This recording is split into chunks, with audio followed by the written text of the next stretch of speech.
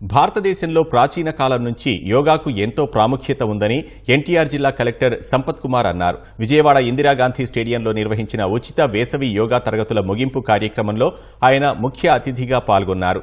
యోగా నిర్వాహకులకు ప్రశంసా పత్రాలు అందజేశారు. పిల్లలు యోగా నేర్చుకునేలా తల్లిదండ్రులు ప్రోత్సహించాలని అన్నారు. అమరావతి యోగా ఏరోబిక్స్ అసోసియేషన్ ఆధ్వర్యంలో యోగా తరగతులు నిర్వహించారు. కార్యక్రమంలో యోగాసనాలు, ఏరోబిక్స్ విన్యాసాలు వీక్షకులను ఆకట్టుకున్నాయి.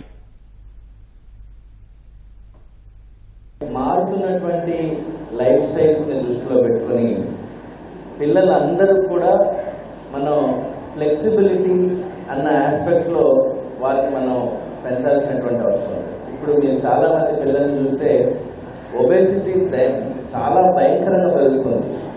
పిల్లల యొక్క లైఫ్ స్టైల్ ఎలా ఉందంటే స్కూల్కి వెళ్ళడం, వచ్చిన తర్వాత వీడియోలు లేకపోతే ఏదైనా మొబైల్స్ ఆ ట్యాబ్స్ పట్టుకోవడం, అదేవిధంగా సోఫాల్లో గంటల తరబడి కూర్చోవడం, టీవీ ముందు కూర్చోవడం వల్ల పిల్లల్లో ఒబేసిటీ పెరుగుతుంది.